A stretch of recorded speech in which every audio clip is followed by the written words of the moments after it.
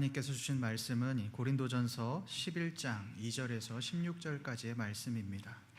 고린도전서 11장 2절부터 16절까지의 말씀, 저와 여러분들이 한 절씩 교독하시겠습니다. 너희가 모든 일에 나를 기억하고 또 내가 너희에게 전하여 준 대로 그 전통을 너희가 지킴으로 너희를 칭찬하노라.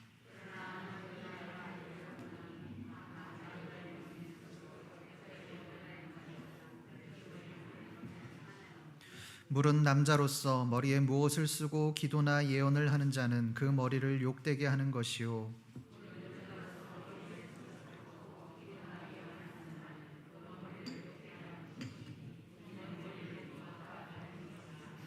만일 여자가 머리를 가리지 않거든 깎을 것이요, 만일 깎거나 미는 것이 여자에게 부끄러움이 되거든 가릴지니라.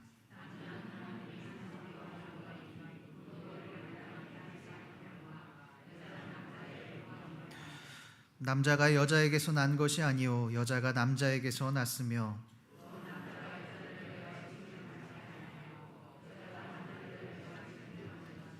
그러므로 여자는 천사들로 말미암아 권세 아래에 있는 표를 그 머리 위에 둘지니라.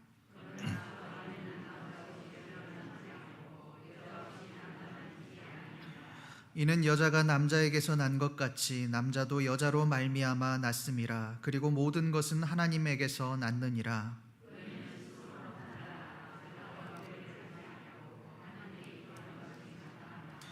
만일 남자에게 긴 머리가 있으면 자기에게 부끄러움이 되는 것을 본성이 너희에게 가르치지 아니하느냐?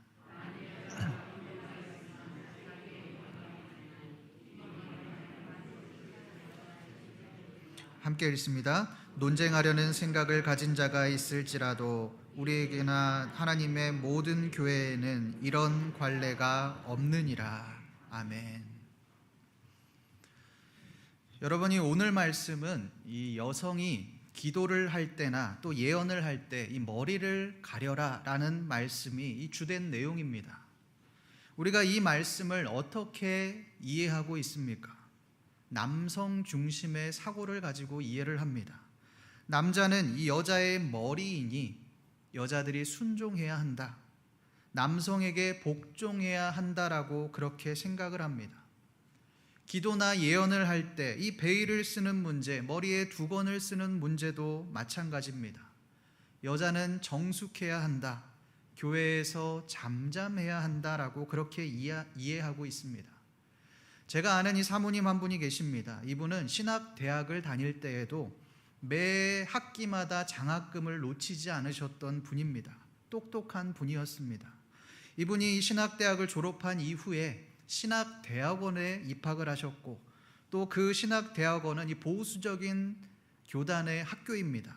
그런데 이 신학대학원을 입학해서 공부를 하는데 한 번은 이 같은 신대원 남자 학생들이 이렇게 말하더랍니다. 우리 학교는 여자들에게 목사 안수도 주지 않는데 왜 신대원에 왔느냐? 왜 신대원에 와서 우리의 자리를 빼앗느냐? 당신이 여기 오지 않았으면 남성 한 명이 더 입학을 해서 사역을 감당했을 텐데 왜 남자들의 앞길을 막느냐?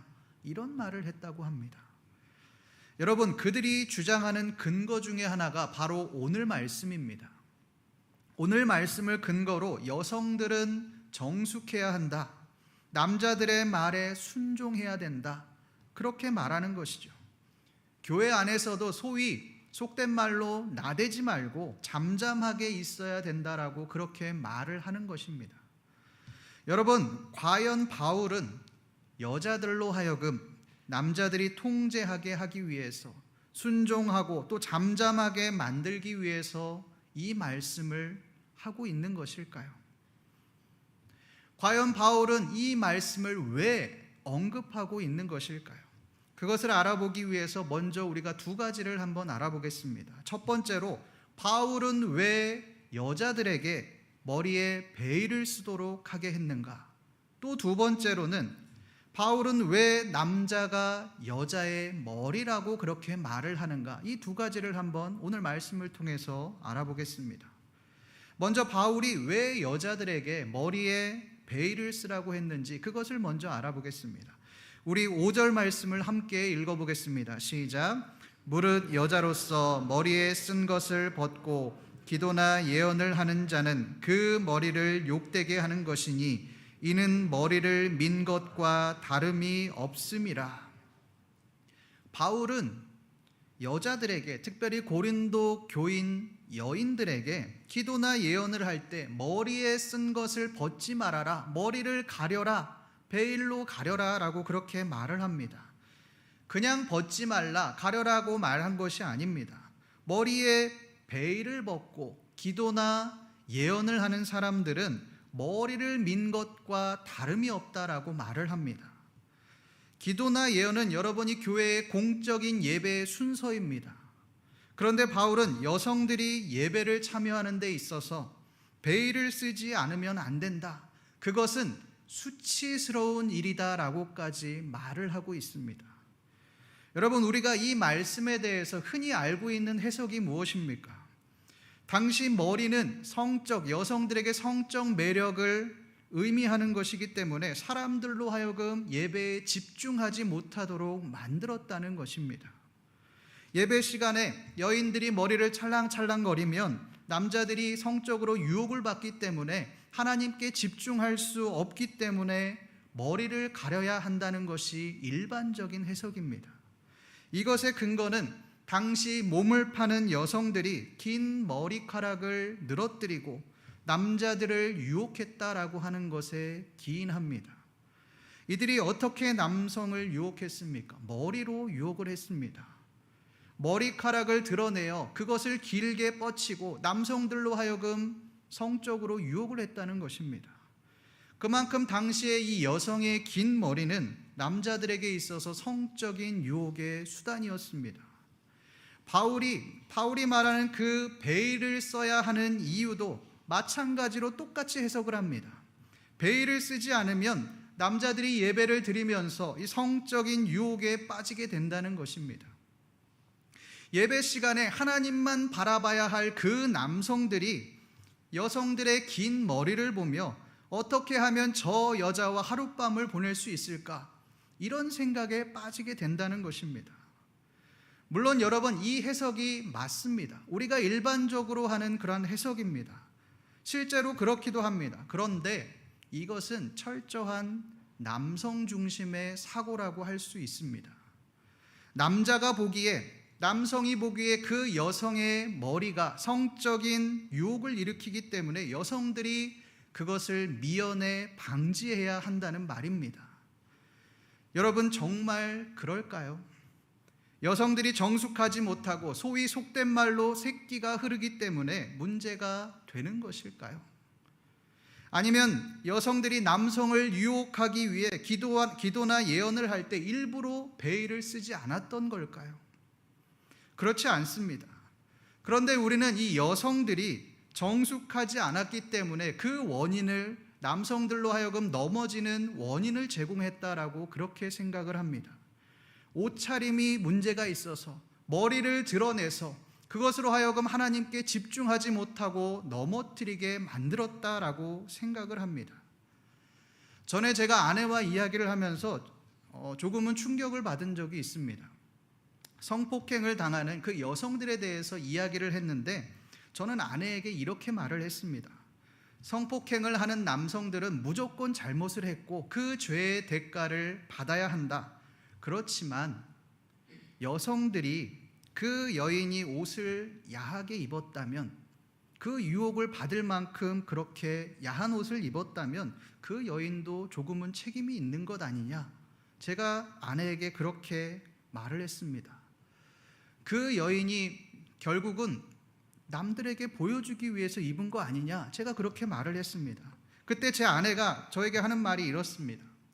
여자들이 그런 옷을 입는 것은 남자들에게 잘 보이려고, 보여주려고 입는 것이 아니라, 물론 그런 여자들도 있겠지만 대부분은 내 만족을 위해서 입는다는 것입니다. 아, 내가 이런 옷을 입을 수 있구나, 내가 이렇게 날씬해졌구나, 이런 생각이 더 크다는 것입니다. 이 말을 듣고, 아, 이래서 남자는 죽었다 깨어나도 여성들의 그 마음을 이해할 수 없구나, 공감할 수 없구나, 이런 생각을 했던 적이 있습니다. 여러분이 당시 이 고린도 교회의 그 고대 사회는 어떠했습니까? 여인들의 위치가 어떠했습니까? 여인들은 남성들의, 이 남편들의 후견인에 불과했습니다. 로마 사회에서 그 여인들의 역할은 오직 남편을 돕고 가정을 섬기는 일이었습니다. 여성 자체를 남성보다 열등한 존재, 이 하등한 존재로 여겼습니다. 왜 그렇게 여겼을까요? 단순합니다. 여성들이 남성보다 힘이 약하기 때문에 그렇습니다. 그러기에 여성들은 힘이 약하기에 하나님은 여성을 열등하게, 남성보다 열등하게 창조하셨다, 이렇게 생각하는 것입니다. 당시에 우리가 잘 아는 아리스토텔레스도 이 여성에 대해서 말을 할 때 여성이 본질적으로 열등하기 때문에 남성의 독자들에게 아내를 다스리는 방법, 아내를 이렇게 다스려라 라는 책을 펴기도 했습니다. 이러한 관점으로 우리가 오늘 말씀에서 이 머리에 베일을 쓰는 그 말을 한번 생각해 보십시오. 이것은 여성을 통제하고 있는 것입니다. 여인들은 열등한 존재이니 나서지 말아라, 교회 안에서 나서지 말아라, 영광 받으려고 하지 말아라, 사람들에게 주목받지 말아라, 그렇게 해석하는 것입니다. 여러분, 이것은 철저하게 남성 중심의 사고입니다. 이 관점으로 한번 오늘 말씀에서의 이 바울을 한번 해석해 보십시오. 바울은 이 고대 사람들처럼 여성을 열등한 존재로 보는, 여성은 제한되어야 하는, 여성은 잠잠해야 하는 그 남성 우월주의의 사상을 가진 사람으로 보여집니다. 여러분, 과연 바울이 남성 우월주의의 사상을 가지고 있었을까요? 이 본문이, 오늘 말씀이 여성은 열등한 존재다, 여성은 교회에서 잠잠해야 한다라는 것을 말하는 본문일까요? 그렇지 않습니다.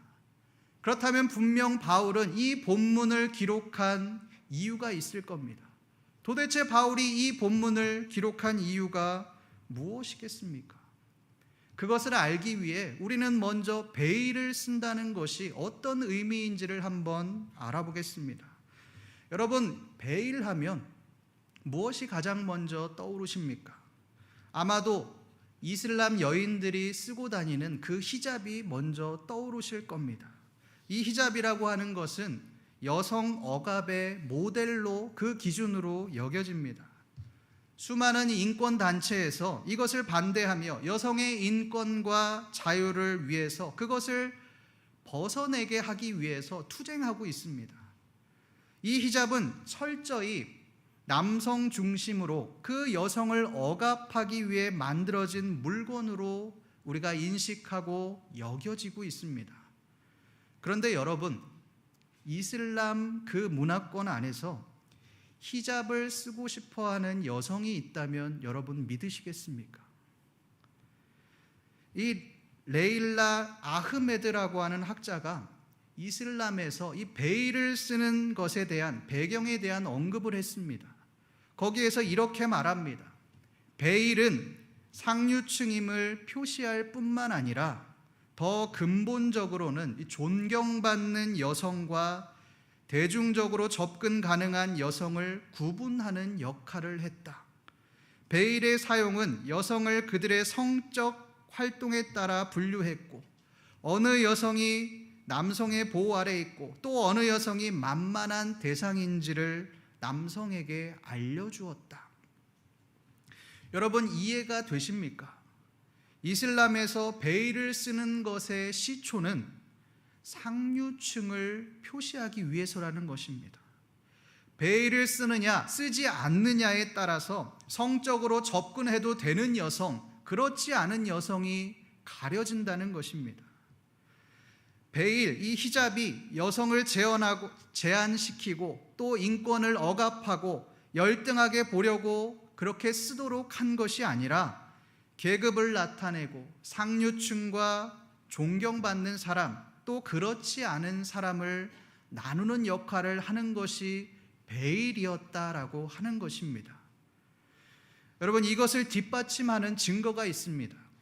우리가 잘 아는 로마의 황제 이 옥타비아누스는 재위 당시에 한 가지 입법을 시도합니다. 그 내용이 무엇이냐면 엘리트의 로마 여성들이 대중 앞에서 머리를 단정하게 할 것에 대한 입법이었습니다.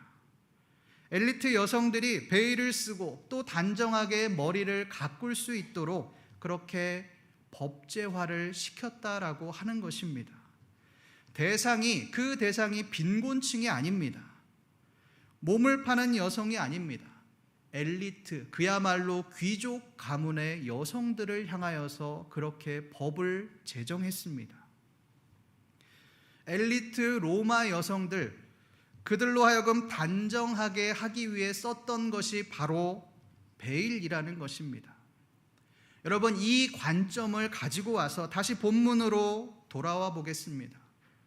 고린도 교회의 교인들은, 그 여성들은 베일을 쓰는 것에 대해서 어떻게 생각했겠습니까?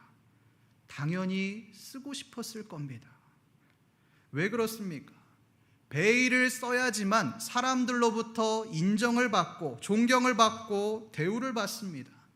베일을 쓰면 엘리트 여성으로 대접을 받을 수도 있고 또 자기 자신을 보호할 수도 있는 것입니다. 그러니 쓰고 싶을 수밖에 없습니다. 그런데 이 베일을 쓸 수가 없습니다. 왜 그렇습니까? 그들이 상류층이 아니기 때문에 그렇습니다. 고린도 교인들의 대부분의 사람들은 상류층이 아닙니다. 고린도전서 2장에서 바울은 고린도 교인들을 향하여 지혜로운 자, 문벌 좋은 자, 능한 자가 많지 않다라고 그렇게 말을 합니다. 그렇다면 고린도 교회의 여인들 중에 상당수는 사회적으로 대우를 받지 못하는 그러한 하류층의 여인들이었을 겁니다. 그런데 교회 안에서 그 하류층의 여인들이 베일을 벗고 있다, 그 말은 남자들이 봤을 때 범해도 되는 여성이다라는 것을 의미하는 것입니다. 그러니 여인들은 자신들의 신변 보호를 위해서 당연히 베일을 쓰고 싶었을 겁니다. 그렇다면 당시 고린도 교회의 남성들은 이것에 대해서 어떻게 생각했을까요? 당연히 여성들이 베일을 쓰면 안 되는 겁니다. 왜 그렇습니까? 이 여인들은 베일을 쓸 만한 자격이 없기 때문에 그렇습니다.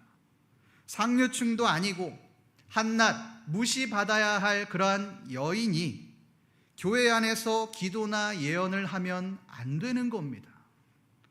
더군다나 하류층의 여성이라면 신전에서 몸을 팔던 여성이거나 아니면 돈을 벌기 위해 몸을 팔던 그 여인들도 있었을 겁니다. 그들은 더러운 여인들이었습니다. 그 여인들이 지금 교회 안에서 기도나 예언, 교회의 사역들을 앞장서서 하고 있는 것입니다. 그러니 더더욱 베일을 쓰면 안 됩니다. 교회의 사역을 감당하면 안 되는 겁니다.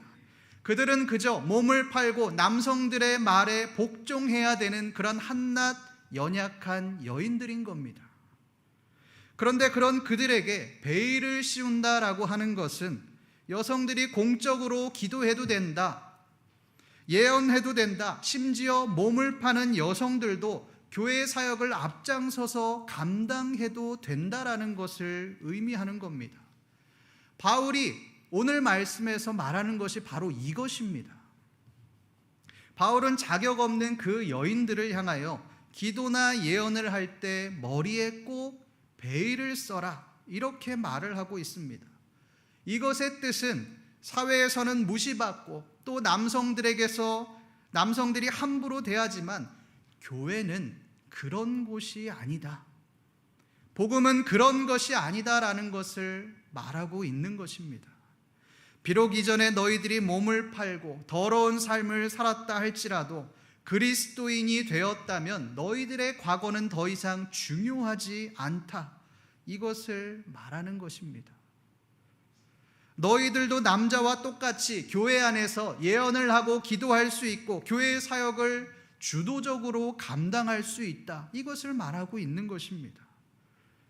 여러분, 이 고린도 교인들에게 이 바울의 말은 굉장히 쇼킹한 말입니다. 획기적인 말입니다. 당연히 고린도 교인들이 반대했겠죠. 그것은 당시에 사회적인 통념을 뛰어넘는 일이었기 때문에 그렇습니다. 지금으로 치면 인도의 카스트 제도를 한 번에 그냥 없애버린 겁니다. 이슬람의 그 남성 중심의 문화를 완전히 폐지시켜 버린 것입니다. 그러니 반대가 굉장히 심했을 겁니다. 반발도 엄청났을 겁니다. 그런데 바울은 그들에게 이렇게 말씀합니다. 우리 16절 말씀을 함께 읽어보겠습니다. 시작. 논쟁하려는 생각을 가진 자가 있을지라도 우리에게나 하나님의 모든 교회에는 이런 관례가 없느니라. 너희가 아무리 사회적인 잣대와 통념을 가지고 와서 저 여인은 베일을 쓸 자격이 없다라고 말을 해도 하나님 나라의 관점, 복음의 관점에서는 그렇지 않다는 것입니다. 성도 여러분, 우리도 마찬가지 아니겠습니까? 지금은 여성에 대한 그 인권이 많이 향상이 되었지만 꼭 교회의 인권이 아니라 할지라도, 그 여성의 인권이 아니라고 할지라도 교회 안에 여전히 차별이 존재하고 또 파벌이 존재합니다. 내가 좋아하는 사람들하고만 관계하려고 하고 소위 급이 떨어지는 사람들은 무시합니다. 사회에서 잘 나가는 사람들은 교회 안에서도 엘리트 계층을 이룹니다. 그들만의 리그를 형성합니다. 이스라엘 백성들이 유대인, 사마리아인들을 나누고 또 함께 어우러지지 않은 것처럼, 그들을 가증스럽게 여겼던 것처럼 너는 더러운 사람이야, 너는 우리와 함께할 자격이 없어, 이것을 말하고 있다는 것입니다. 성도 여러분, 우리 또한 고린도 교인들과 같이 당신은 베일을 쓸 자격이 없어, 당신은 우리와 어울릴 만한 자격이 없어, 이렇게 생각하고 계시지는 않으십니까? 교회 안에 연약한 사람들을 보며 그들을 품고 섬기는 것이 아니라 군림하려고 하지는 않으십니까? 바울은 그런 소외된 자들, 연약한 자들을 향하여 여인들이여 베일을 쓰라라고 그렇게 말씀합니다.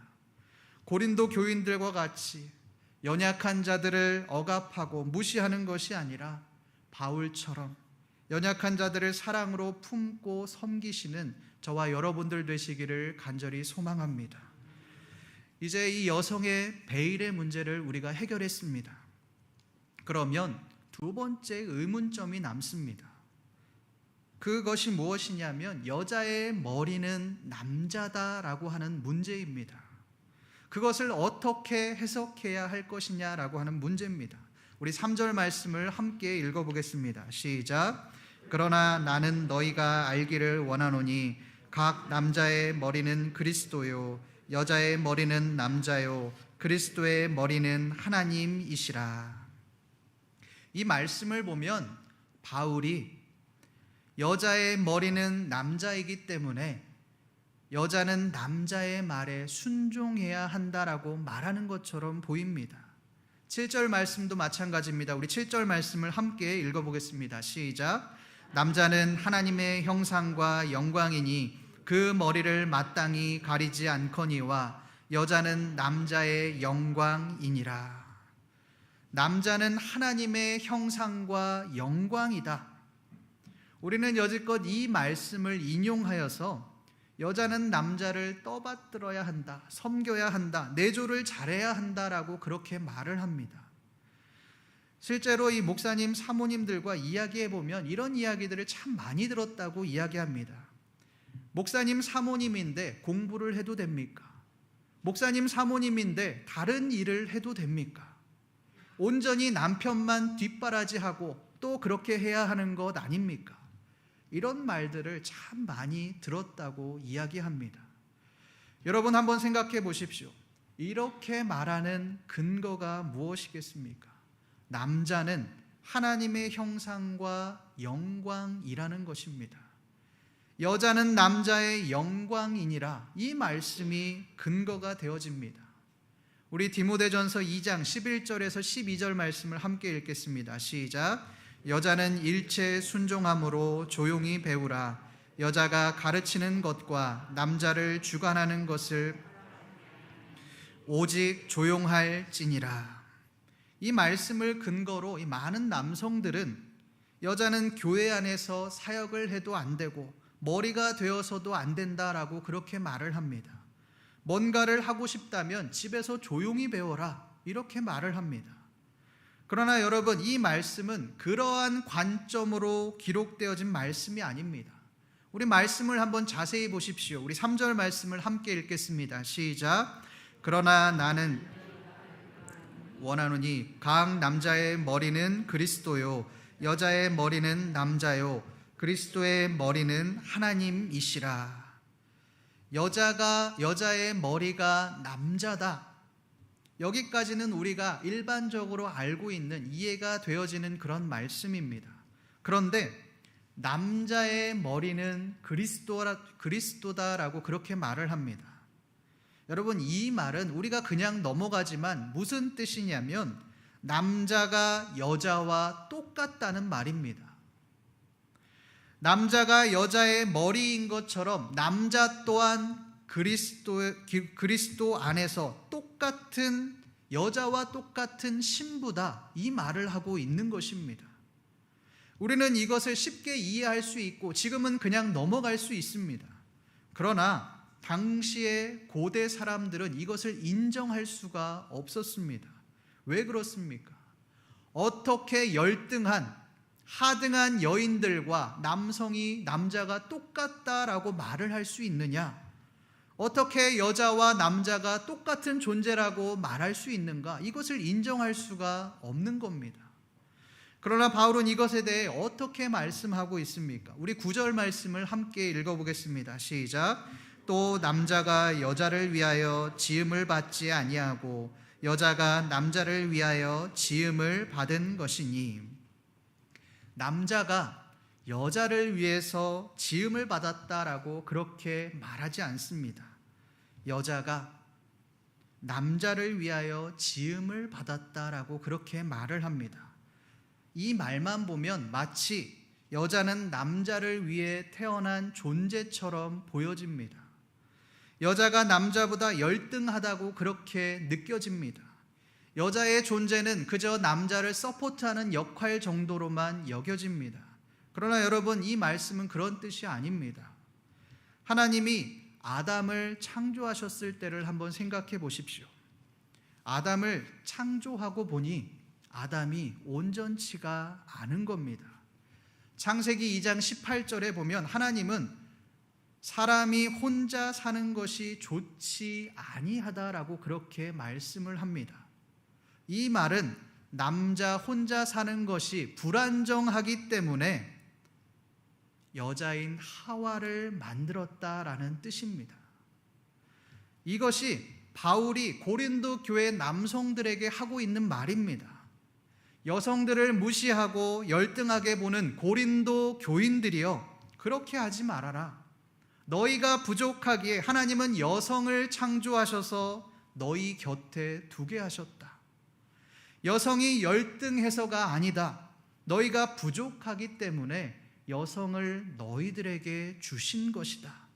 이것을 기억하고 여인들을 무시하지 말아라.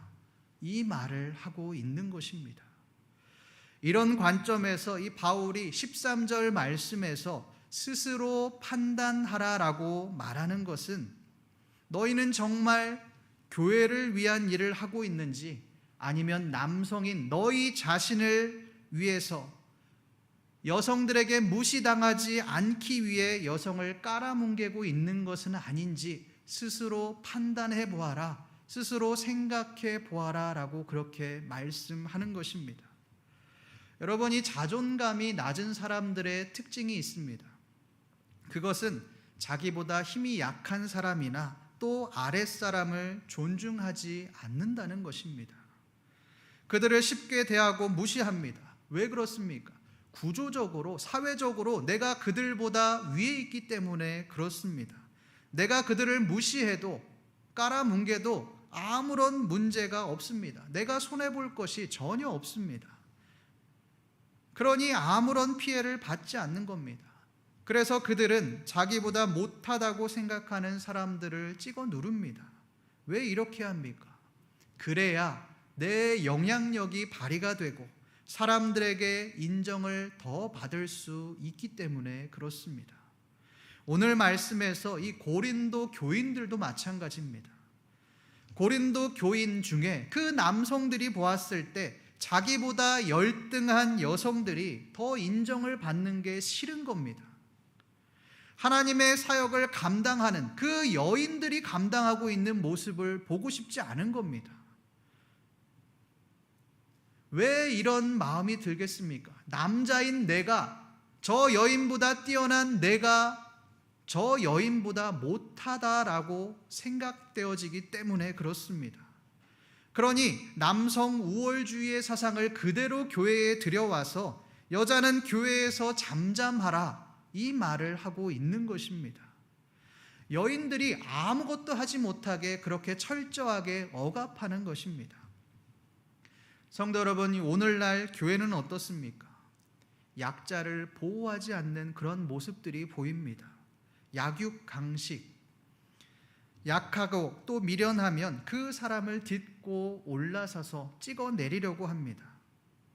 왜 그렇게 합니까? 그럴 때 내 영향력이 발휘되기 때문에 그렇습니다. 약한 사람을 찍어 눌러서 내가 더 나은 사람, 영향력을 발휘하는 사람, 인정받는 사람이 되고 싶은 겁니다. 소위 사람들에게 인정받고 싶은 겁니다. 성도 여러분, 그것이 혹시 우리의 모습은 아닐까요?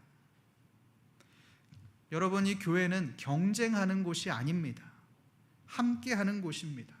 남성이든 여성이든 부한 자든 가난한 자든 사회적으로 인정을 받는 자든지 아니면 그렇지 않는 자든지 함께 신앙생활하며 이 땅에서 천국을 이루어가는 곳이 바로 교회입니다.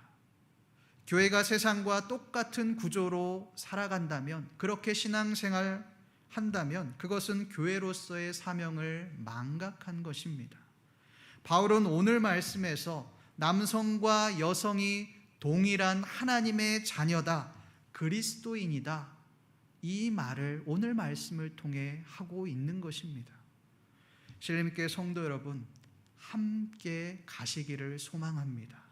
나보다 못한 자가 있다면 그 연약한 자를 품고 함께 나아가십시다.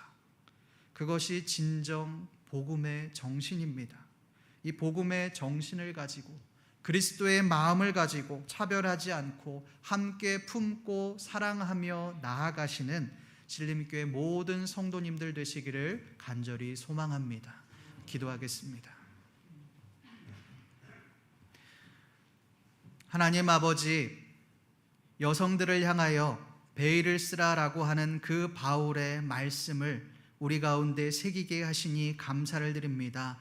하나님, 우리는 철저하게 남성 중심의 사고를 가지고 말씀을 해석했고 또 우리가 하고 싶은 대로 또 행동했음을 기억합니다. 하나님, 우리 오늘 말씀을 통하여 연약한 자들을 품고 차별하지 않고 또 함께 나아가며 하나님의 나라를 이루어가는 귀한 우리의 삶이 되어질 수 있도록 주여 도와주시옵소서. 감사드리며 살아계신 우리 주 예수 그리스도의 이름으로 기도드립니다. 아멘.